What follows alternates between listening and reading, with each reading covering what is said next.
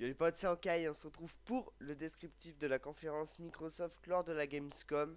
Je vais vous présenter les trailers, les dernières infos et les flops de cette conférence. A tout de suite. On commence tout de suite sur Quantum Break, donc le jeu AAA ayant commencé la conférence. Donc on sait que le jeu sortira le 5 avril 2016. Ils nous ont présenté un superbe trailer, court, intense, explosif. Et à la hauteur de la Xbox One, pour moi, ce sera enfin un jeu AAA qui sort à la hauteur de la Xbox One. Et il faut savoir qu'une série sort en même temps, en 2016, que le jeu. Euh, donc ça peut être pas mal. Je crois qu'il y avait une chose qui s'était fait comme ça, un jeu vidéo qui s'est sorti avec sa série aussi. Je me souviens plus le nom, enfin bon, c'est pas grave. Donc maintenant, Crackdown 3, donc une exclusivité Xbox One. C'est un sandbox dans l'univers de Crackdown, beaucoup de choses personnalisables dans les véhicules, une grande ville en open world, un multijoueur dynamique avec des environnements destructibles à 100%, que ce soit en solo ou en multi. Alors ça c'est grâce au cloud qu'ils ont pu faire ça. Un multi également, et le jeu sortira en été 2016, mais on n'a pas encore de date. Mon ressenti est que le jeu a l'air intéressant, mais je pense qu'il sort un peu trop en retard. Il a peut-être 5 ans de retard, quelque chose comme ça. Je pense qu'il aurait dû sortir sur 360 et pas sur One. À voir. C'est vraiment des impressions à chaud, à voir. Donc ils nous ont présenté aussi le chat pack. Petit boîtier se rattachant à votre manette de Xbox One. Sorti en novembre et compatible tous les manettes. C'est pour pouvoir écrire vos messages plus vite. Bon, c'est sympa, mais encore un gadget dispensable. Et il faut voir le prix parce que Microsoft est assez, comment dire, assez bizarre sur la façon de fixer les prix de ces petits gadgets. Et c'est vrai que ça peut rebuter l'achat. Maintenant, Scalebound, donc une exclusivité, un beat'em à la sauce Dynasty Warrior, avec un fond de dubstep jouable à 4 en coop. Alors le jeu, quand on a vu le gameplay, même moi j'ai dit waouh. Le mec nous met un sale casque qui fait penser à un beat de toute façon, et il nous commence à nous sortir un gros son de dubstep et à défoncer des joueurs en beat'em all. Et ça peut être vraiment terrifiant. Donc moi j'en ai pensé que graphiquement il était hyper évolué. Le fait d'utiliser la dubstep, pour moi, ça va être un vrai atout pour le jeu.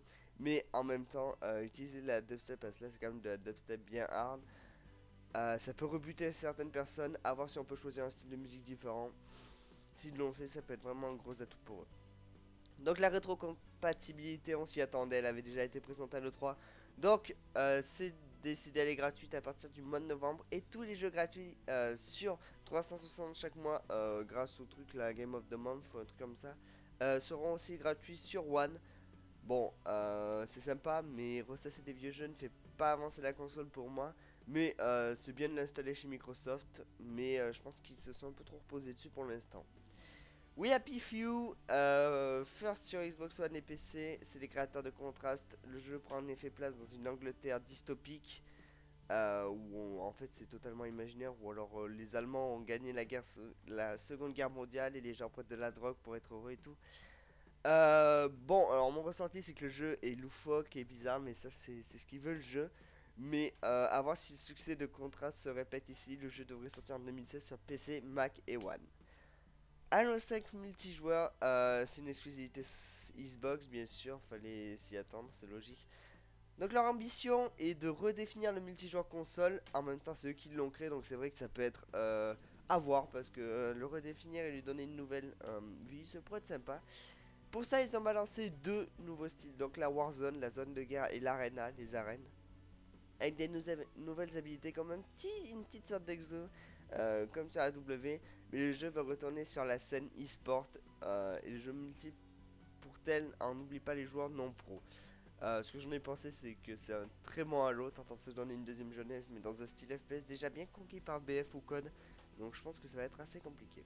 Donc on a vu Homefront Revolution, bêta first sur Xbox, trailer sous forme de Discord en enfant montrant un peu de gameplay. Et mon ressenti, c'est que c'est le jeu le plus intéressant de la conférence. Le jeu a l'air complet cette fois et la mise en scène du gameplay m'a laissé des frissons. Franchement, les gens entendent cet enfant parler avec cette musique derrière et on voit des choses qui se passent et tout.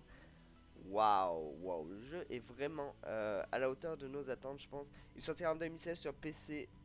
Non, si, PC, PS4 et One, mais d'abord sur One. À voir.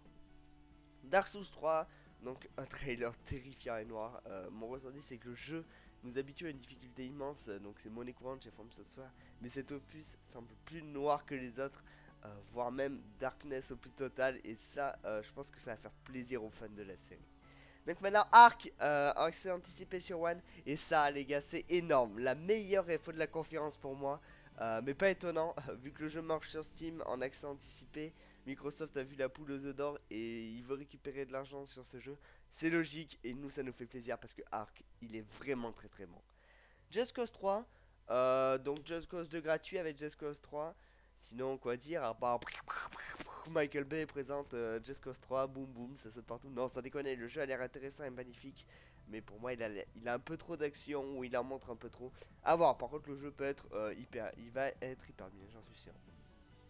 Du coup, maintenant, Rise of the Tomb Raider, donc de gros ajouts. Le jeu est beau, le gameplay est fluide, comme les opus sur PS2, et ça fait plaisir. Et Lara est moins pleurnicharde, c'est ce que j'ai marqué, parce que c'est vrai qu'on a eu l'habitude sur les nouvelles consoles à avoir une Lara qui se faisait un petit peu victimiser, et bon, c'est pas que c'était chiant, mais ça bridait un petit peu le gameplay pour moi. Et donc là, ça fait plaisir, et je pense que ça peut être un des jeux AAA qui peut être un énorme atout pour la Xbox One.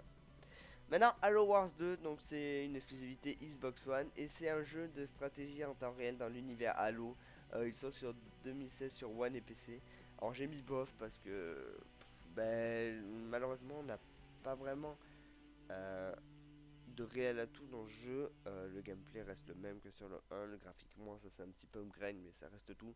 En fait c'est un complément à Halo 5 et bon ben c'est pas top top quoi. Forza 6, donc une prouesse graphique, mais beaucoup trop redondante. Pour moi, c'est juste une vitrine technologique pour la One. Alors là, pour tous ceux qui me diront, non, mais t'es pas bien quoi, je suis un grand adepte des Forza, j'adore ce genre de jeu, j'adore leur aspect graphique. Mais malheureusement, on voit qu'il n'y a pas réel ajout depuis Forza 5. Et bon, mais là, on voit vraiment que c'est juste une vitrine technologique pour la One et c'est dommage. C'est réellement dommage. Et donc pour finir, ils nous ont présenté le Xbox One TV. Donc c'est quelque chose qui permettra d'enregistrer des programmes TV pour les revoir. Moi j'ai mis que j'avais déjà mon décodeur pour ça, non sans rigoler. On a tous un décodeur qui nous permet de faire ça chez nous. Donc c'est vrai que le faire à partir de sa One est cool. Sauf que le problème c'est qu'on s'éloigne trop de l'aspect gaming. Et c'est vrai que genre la Xbox One ils sont en train de devenir un petit peu une Wii U. En termes de oui on cherche à abattre le plus de gens, de familles, mais le problème c'est qu'on a vu comment a fini la Wii en faisant ça et je pense pas que ce soit une des meilleures solutions. Enfin bon bref c'est fini pour moi, je vous remercie de m'avoir écouté, n'hésitez pas à laisser un j'aime, vous abonner, bye les gens.